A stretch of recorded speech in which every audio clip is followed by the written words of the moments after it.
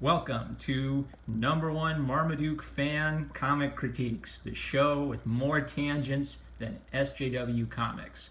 First off, shout out to my boy Z-Red Gems on Twitter. When I told that joke on Twitter, he had this comment: breaking down the medium to the core elements, storytelling, character emotion through art and philosophy. Yes, there is something at the core of the storytelling that I'm more interested in than the politics of what SJW Marvel's doing today. What SJW Marvel's doing today is relevant to these things, but really what I want this channel to be is trying to get to the core philosophy, the core art questions that are making Comicsgate happen. That's what I think I can add to the conversation, since I'm usually not the best at just keeping up on what happened, 10 minutes ago. I usually catch up later that week. So today I'm coming at you with a real comic critique, like I've been promising and like I've actually been wanting to produce.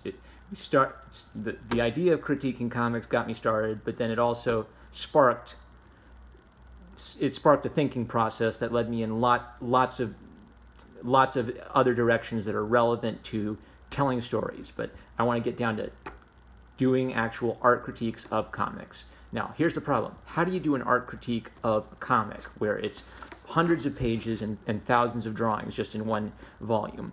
If you went to art school, you were probably lucky to maybe have 10 to 20 works of art critiqued during a school year. It'd be possible to critique every drawing of every page of a comic, but it'd be a waste of time, essentially, unless you wanted to write a book about the life and art of the Akira Himekawa team. For most people's purposes and for artists' purposes, all you really need is a general understanding of what they're doing, and maybe focus on some of their greatest hits and their weakest moments. You want the strengths, you want the weaknesses, you want the gist of the story and how the comic art is lending itself to the story. So my initial idea for a series, my working title for it is The Good, the Bad, and the Story, where I'd look at only 3 pages of comic art: a really good page of comic art, a really bad page of comic art, and a page of comic art that has impact from a storytelling perspective, and use the tools traditionally used in art critiques. There's lots written about the methodologies of art history and how to critique art from different perspectives. But for our purposes, we're going to look at formal qualities of the art, the way it is drawn, whether it's drawn well or drawn poorly, how to define something like that, and composition, the elements, the elements of art and the principles of design. That'll be its own video later. We're going to dive in now. Since comics are I had a connection. This channel is about general and specific things. The specific topic is politics and comics. The general topic is the philosophy and the history of art, which informs that contemporary debate that's going on today. The comics are a general and specific medium. There are specific drawings in each panel, which you could critique, and then there's the general thrust of the story and how the comic art all works together. It is a medium that it has elements both of the traditional drawing coming out of the history of the Renaissance and an influence from filmmaking, where filmmaking is an art of little moments which work together collectively to tell a story.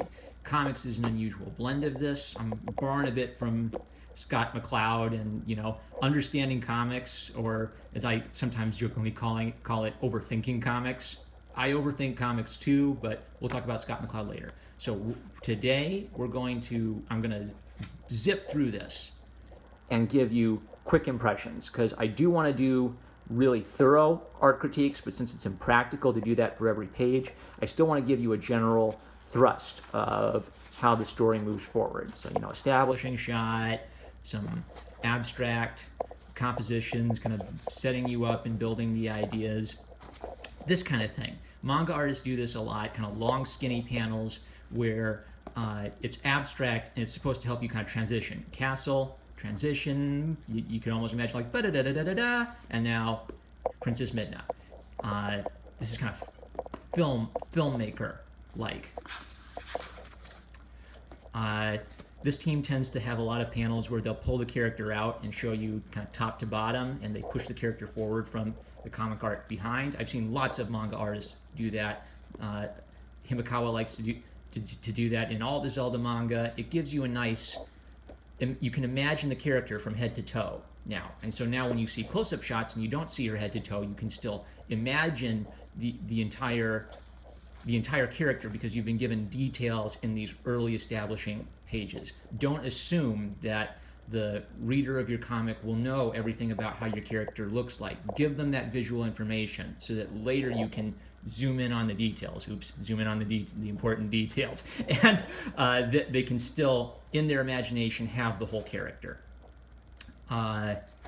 Here, I've noticed that manga in general seems to use strong verticals, strong horizontals, and strong diagonals, using the panels to reinforce the energy of the drawing itself. And there's been a bleed over effect where Western comics, of course, are starting to use some of this too, but it seems to be one of the typical general traits of manga artists is their use of the panel zoom. You know, you can see if this were a movie, the black bars are tightening to hone in on the eyeballs.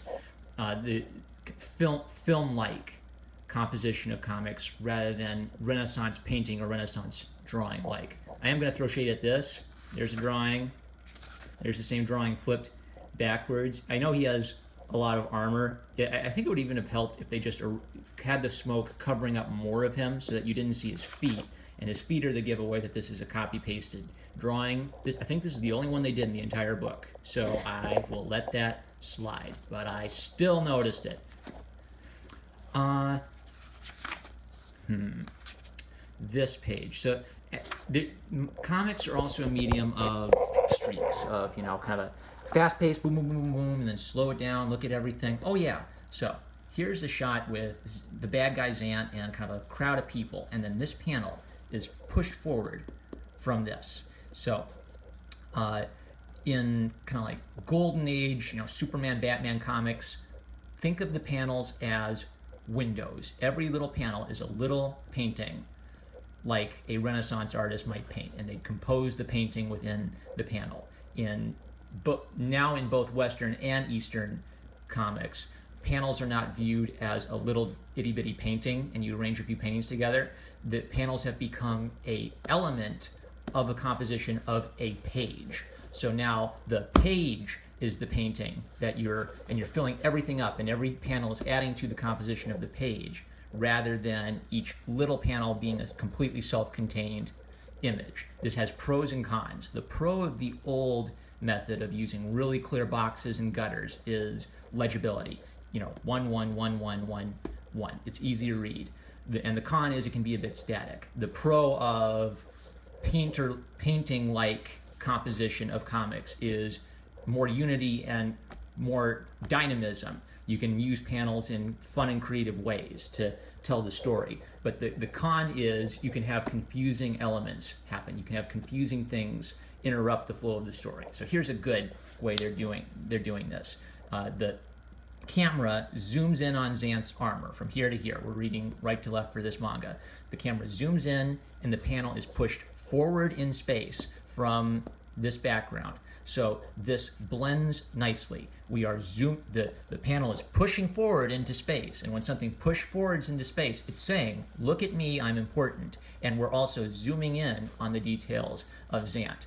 If the crowd of people here were in front of this panel, well, it would have the effect of making this whole panel feel very irrelevant. You'd skip over it. By pushing forward this panel, we're now looking a bit more at the details of Zant's armor. And lots of establishing shots, of course, of this world, so that when there's less background later, you can still imagine the background as you go. All right, this is going to be important later because they are showing the transformation of the poor little innocent townsfolk of Twilight Town into these monsters. You need to see this now so that later, when lots of people are transforming, it'll make sense what's happening. If you didn't see this And in the next page, we're going to see why this is important. Things will become confusing. So they're showing us now what happens when a person gets touched by this fog and transformed into a hideous monster. Establishing shot far away. We zoom into Princess Midna's horrified expression, and here's the payoff. So here's the innocent villager warning her. The cloud surrounds him. He turns into a monster. Let's see if I can zoom in. Okay, now if all you had was this and you didn't have the previous page, this wouldn't make much sense because we just see a face and some smoke, and then we see this weird helmet thing, and then there's a monster. You can understand what's going on here because the previous page established what transforming into a monster looks like, and your imagination can then fill out everything beyond these itty-bitty little panels. Zant kind of does this sort of Darth Vader routine with the princess. She's charging up her power. Look at that. What a beautiful person. By the way, this is kind of an interesting change from the game. In the video game, by the way, the motto for this channel is sumo spoilerum, sumo triggerum. All the spoilers, all the triggers. I'm going to spoil everything from the game, everything from this comic. So you have been warned. Within the game, it's actually a mystery as to who the Twilight Princess is. This manga chooses to open up by saying Midna is the Twilight Princess. So we lose that kind of interesting mystery from the game, but I guess they're assuming that most of the people reading this manga had played the game 10 years ago. So I'm not so big on all the digital stuff being done in manga since the 2000s, really. And I get that it's being used to kind of imply like, oh, magic circles, lightning, mysterious glyphs and stuff. They're trying to create the impression in your mind of kind of like this magical battle, but I feel like it ends up just feeling a little tacked on and a bit of an interruption to the drawn art. Back in kind of the old Osamu Tezuka days, manga was a black and white art, very legible, something to be read quickly. With technology and with Zipotone and whatever they use to create these grayscale paintings, manga is still a black and white art, but it's a grayscale painterly art. And as long as you're intelligent about the balance of black and white and grays, you can still make it work. And this is a pretty minimal use of the CGI stuff, so I can look past that and still enjoy the art and see that they're trying to reinforce the energy of the story with just kind of the suggestion of a magical, mystical thing that would be very, very, very, very difficult to draw. So prior to this, we had kind of solid blacks and whites, very strong drawings, and here we're seeing a lot more grayscale being used. And your usage of black and white is important in a comic based on the context of what's used before. So before this, we had kind of straightforward, balance of black and white, a lot more white on this page, and things that were black are becoming white to emphasize the energy of the explosion that's wrecking the princess here. She's getting wrecked by Darth Zant. So seeing these huge simple shapes of white contrasts with the balance of white in the rest of the book. Bill Watterson, the creator of Calvin and Hobbes, wrote something I'll never forget in one of his books. The eye, being lazy, is attracted to white. White generally in comics is negative space, and black is generally positive space. In the gutter is the negative space. The gutter is the empty zone, and it's white. When you have a black gutter all filled in black, the whole comic feels oppressive. It feels like it's pushing in on you. But if it's white, it feels easier. It feels more like you can relax between panels.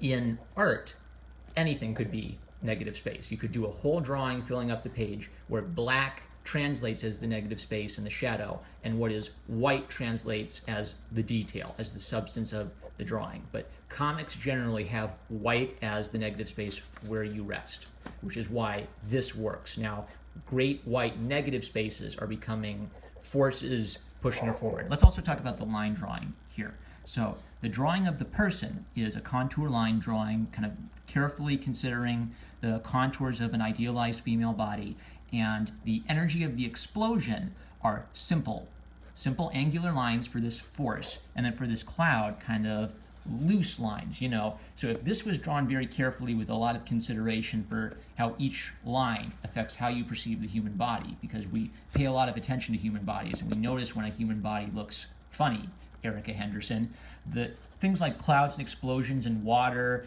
and energy, this can be a little bit more fluid and energetic, so you can have a looser, quicker application of line work. This was drawn quickly.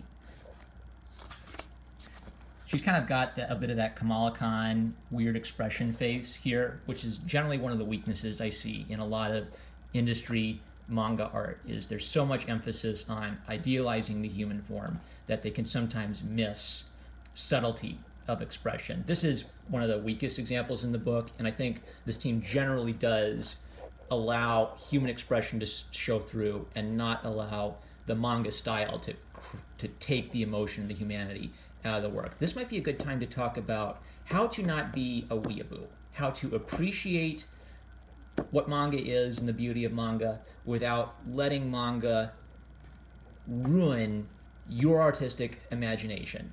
And I guess the general principle is all things in moderation. Manga can inspire you to look at comics in a different way, to look at art in a different way. But if you only look at manga and you only rely on manga and you treat manga as kind of the paragon of everything comics should be, and you copy only manga styles, you are limiting your imagination to exactly one type of industry style, where the industry very much affects how the artists are creating the work, because the industry wants to sell what they know people like. They know people in Japan like the manga style, people in America like the manga style, so people conform their style to industry standards, which is why you'll see 80s manga, you'll see 90s manga, you'll see 2000s manga and 2010s manga.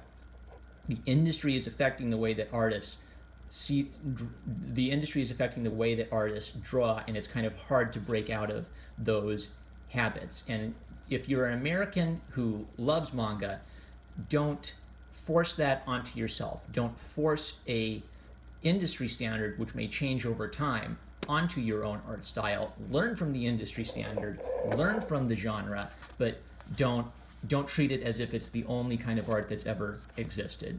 Kind of a big, this draws directly, this is a traced image, by the way, from the game art. That's fine, because they do want to evoke the idea of the games. And now we're getting into Link's story. One thing I noticed pacing-wise about this story is actually not much happens excitement or adventure-wise, but I think it works because they are investing their time building Link as a character with flaws and a past and a mental state. This is a Link who is hesitant to become a hero for reasons to do with his past, and this is all their original idea. In the games, at least as far as I remember, the implication was that he lived in this village his whole life, and this was just the start of his adventure. In the manga, they are creating a past for Link, which becomes important to his character arc. Here's a decent expression, still influenced by the manga industry standards, you know, the big pointy eyes, kind of the simplified mouth, the very pointed angular feminine chin, but he's not so bug-eyed that he can't have a little smile and a wink. Here's yet another example of them pushing the character forward and showing you everything head to toe to help you imagine it. And some kind of straightforward scenes of talking. Here's a reverse of what I talked about before. Before I talked about a panel pushing forward and you zooming in to see the details of Zan. Now, these panels are pushed forward. This panel is in the background behind these two panels, but it's actually a closer view of Link. This I think that this works because you're reading top to bottom. You start here, you go back, and as this pushes forward, you're now imagining the world kind of expanding beyond the page. So there's this, when you're using panels as an element of your composition, you have a lot of opportunity for push and pull, and this can create awkward scenarios, but this could have been awkward if, you know, these panels were down here, because then it'd feel like, you know, like first I'd look at him, and then we're imagining these are down here and this is up here. Then I'd move down and look at this, and, you know, like that'd be, it'd be weird compositionally, and it'd be a weird push and pull. But it feels better for things at the top to kind of be forward because you look at them first, and then things in the back to be second because you look at them second, and then the detail is what gives this implied panel. There's no panel box here, but it's an implied panel